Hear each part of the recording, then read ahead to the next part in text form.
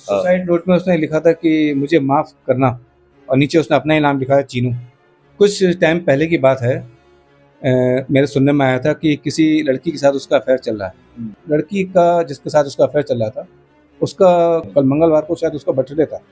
तो उसने अपनी इंस्टाग्राम पे एक पोस्ट डाली हुई है कि एडवांस में हैप्पी बर्थडे माई लव करके बोर्ड डाली हुई है पोस्ट। एक दिन पहले तो हंसी मजाक कर रहा था हम लोगों से। अच्छा, लगा ही नहीं कि मतलब कि कुछ ये कर सकता है मॉर्निंग के टाइम पे ऐसा। तो मॉर्निंग में सबने देखा था उसको, अच्छे से सो रहा था, बढ़िया था, कोई दिक्कत नहीं थी। सुबह गाने भी चला रहा था उसने 9 बजे के आसपास। बेटा अकेला, एक भाई और एक बहन, और अब बहन रह गई उसकी अकेली। उसने अपने माँ बाप के बारे में भी नहीं सोचा और ऐसा कदम उठा लिया, ये बहुत गलत करा उसने। तो मेरे हिसाब से तो बच्चे गलत करते हैं, ऐसा कभी नहीं करना चाहिए। अपने माँ बाप की फोटो अपने मोबाइल में लगा के रखना चाहिए। कभी दिमाग में अगर ऐसा आए आपके, तो आप कभी उस फोटो देखो। खमागणी राम राम सा, मैं हूं आप सागे, आप दोस्त दीपक। आप देख रहे हैं झलको जोधपुर चैनल।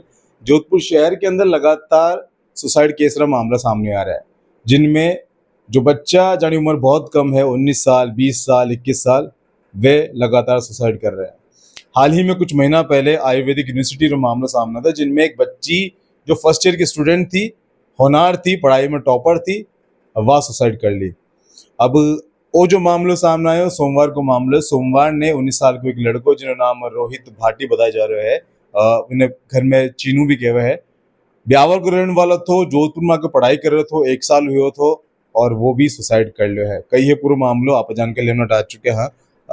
हॉस्टल में बैठा हूँ मैं, मैनेजर जो है आपस आ गई है। आपका नाम? विकास सिंह चौहान। विकास जी ने मारवाड़ी नहीं आवे, इन कारण से मैं हिंदी बात कर रही हूँ। विकास जी, आप कितने समय से यहाँ पर आप पूरा देख रेख कर रहे हैं? लेकिन तकरीबन 12 साल हो गए मुझे। 12 साल हो गए। 12 साल में ऐसा कभी कोई केस आया कि कोई सुसाइड किया हो? नहीं सर, हम सब एक परिवार की तरह रहते हैं यहाँ पे, और ऐसा कभी हुआ ही नहीं। अगर मैं बात करूं रोहित की, चीनू जिसका नाम है, उसका व्यवहार क्या था इन दिनों? कुछ परेशान चल रहा था? कुछ टाइम पहले की बात है, मेरे सुनने में आया था कि किसी लड़की के साथ उसका अफेयर चल रहा है। अब उसकी जानकारी मैंने पूरी जुटाई, बच्चों से भी संपर्क करा, पता चला। जब उसके पता चला तो मैंने उसके फादर को फ़ोन करा, फादर को कन्विंस किया कि थोड़े टाइम के लिए, बच्चा कुछ खा पी नहीं रहा था यहाँ पे। 2-3 दिन से मैं उसको फॉलो कर रहा था, तो कुछ खा पी नहीं रहा था और फिर थोड़ा सा उदास उदास सा रहता था। तो मुझे कुछ डाउट हुआ, तो पता ही चल ही गया था कि लड़की का मामला है। काफ़ी समझाया भी हम लोगों ने उसको, फिर भी लगा तो बच्चा थोड़ा सेंसिटिव था। तो हम लोगों ने सोचा तो पेरेंट्स को इन्फॉर्म करना ज़रूरी है, क्योंकि उनसे छुपाना सही नहीं है। बिल्कुल। तो उनके पेरेंट्स को फ़ोन करा, उनको थोड़ा कन्विंस किया कि बच्चे को 5-6 दिन के लिए आप घर बुलाएं, इसको थोड़ा मोटिवेट करें, और जब ठीक हो जाए तो आप वापस भेज दीजिए, कोई दिक्कत नहीं है उसमें। तो वो कह रहे थे नहीं, पढ़ाई डिस्टर्ब हो जाएगी, क्योंकि नीट की पढ़ाई है। मैंने कहा सर, बच्चा रहेगा पास में तब नीट की पढ़ाई होगी ना, बच्चा ही नहीं रहेगा तो फिर पढ़ाई का आप क्या करोगे। तो थोड़ा मान गए वो, फिर उन्होंने बच्चे को बुला लिया घर पे। बच्चा चला भी गया था, फिर करीब तकरीबन 10 दिन बाद वो वापस आ गया था। फिर नॉर्मली लगा, ऐसा कुछ लगा नहीं, तो ठीक चल रहा था। फिर पता नहीं उसने कैसे ऐसा स्टेप उठा लिया। अभी होली पे भी गया था 12 तारीख को, और वापस आया 16 तारीख को, तो भी बिल्कुल ठीक लग रहा था, यहीं पे था, कहीं बाहर भी नहीं गया। अब वो कैसे उसने क्या माइंड उसने अपना करा, एक दिन पहले तो हंसी मजाक कर रहा था हम लोगों से। अच्छा। लगा ही नहीं कि मतलब कि कुछ ये कर सकता है मॉर्निंग के टाइम पे ऐसा। अब सुबह अच्छा खासा सो भी रहा था, क्योंकि उस दिन उसकी क्लास थी नहीं, तो सो रहा था, तो हम लोगों ने डिस्टर्ब किया नहीं उसको। तो ऊपर एक बच्चा था, उसके पास में उसके किसी दोस्त का फ़ोन आया था, रोहित के किसी दोस्त को, तो कि वो फ़ोन नहीं उठा रहा है। तो उसने, बच्चा आया, नीचे आया, उसने देखा, दरवाज़ा खटखटाया, अंदर से हल्का सा दरवाज़ा उसने लॉक कर रखा था। तो काफ़ी बार सपरपाने पे वो कुंडी अपने आप खुल गई। तब उसने अंदर देखा तो वो एकदम चीखा, तो हमारा सारा जो हॉस्टल का स्टाफ है वो सब आया वहाँ पे भागता हुआ।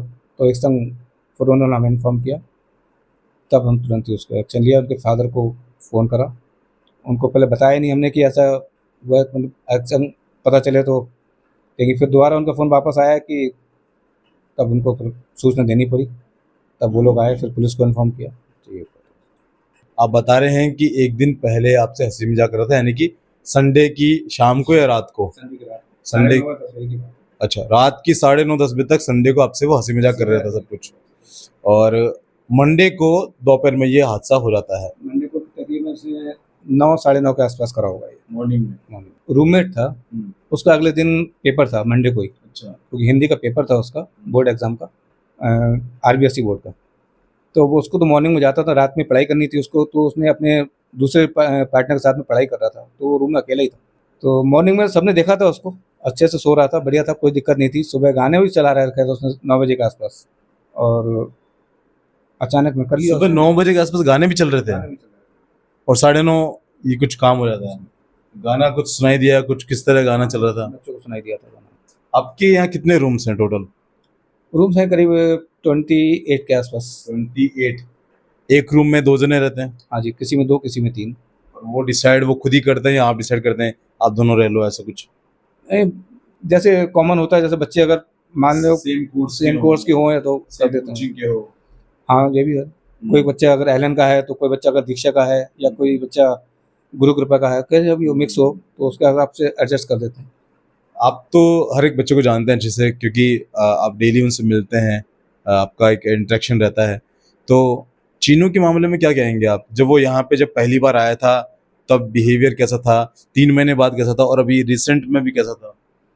नहीं, ये शुरुआत में तो बहुत अच्छा था, बढ़िया था, हंसमुख बच्चा था, स्मार्ट बच्चा था।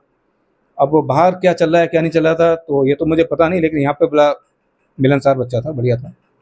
और पिछले कुछ 5-6 महीने, 4-5 महीने पहले ही करीब ऐसे डिस्टर्ब हो गया थोड़ा सा। 6 महीने से रिलेशनशिप में था कुछ ऐसा? कुछ पता चल पाया कि लड़की कौन थी, कहाँ की थी? ये तो सर जानकारी नहीं है। पुलिस वाले आए थे यहाँ पे, कुछ बताया आपसे, कुछ बातचीत हुई? जो जानकारी मैंने आपको दी वही बताया था मैंने उनको, बाकी तो लड़की के बारे में तो कोई जानकारी नहीं मुझे। कुछ सुसाइड नोट मिला या कुछ? सुसाइड नोट में उसने लिखा था कि मुझे माफ़ करना, और नीचे उसने अपना ही नाम लिखा है, चीनू। बस इतना ही लिख के गया वो, मुझे माफ़ करना चीनू। कहीं ना कहीं कह सकते हैं कि वो किसी से माफी मांग रहा था। हो सकता है अपने पेरेंट्स से मांग रहा पेरेंट्स से मांग सकता है, हो सकता है अपनी गर्लफ्रेंड से मांग रहा हो, किसी से मांग सकता है। ये तो आप लोग अपना आइडिया ही लगा सकते हैं, क्या कर सकते हैं। बच्चों की मानसिकता आजकल ऐसी हो गई है, अकेला बच्चा घर का, अपने हो। अच्छा। बेटा अकेला, एक भाई और एक बहन, और अब बहन रह गई उसकी अकेली। उसने अपने माँ बाप के बारे में भी नहीं सोचा और ऐसा कदम उठा लिया, ये बहुत गलत करा उसने। माँ बाप ने क्या कहा? आपकी बातचीत हुई, माँ बाप भी रो रहे माँ बाप तो होंगे? देखिए, पिताजी आए थे उसके, वो तो बात करने की स्थिति में ही नहीं थे, क्या बात करता हूँ उनसे। पिताजी क्या उम्र होगी लगभग? मेरे ख्याल से करीब मेरी उम्र के ही होंगे।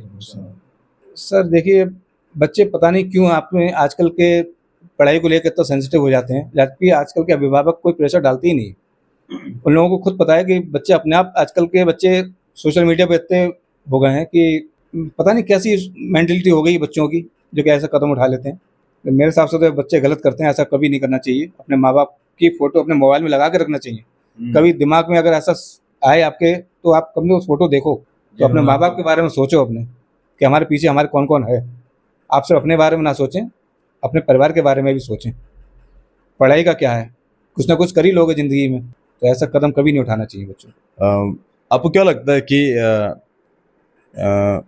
कोई भी सुसाइड करता है तो उसके पीछे जिम्मेदार वो खुद है, या फिर जिसके जो उसको परेशान किया वो है, या फिर कौन है? ऐसा क्या लगता है?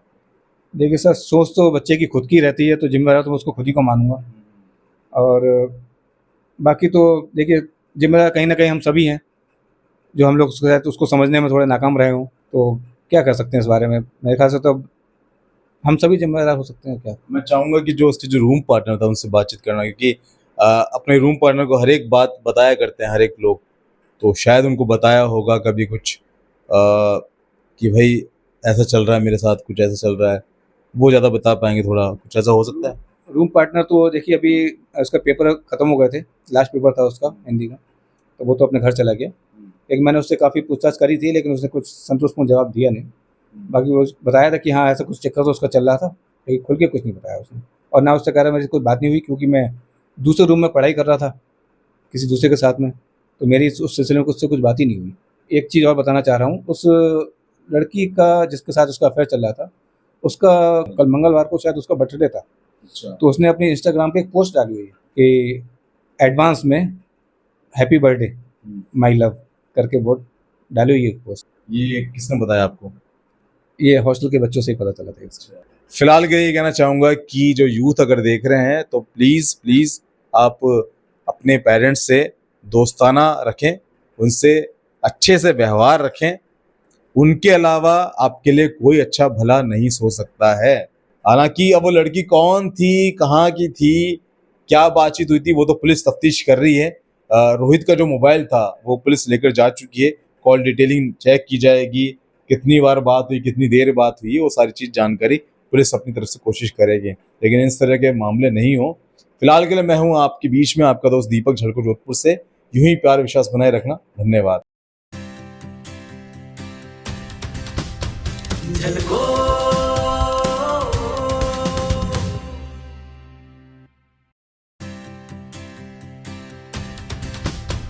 झलको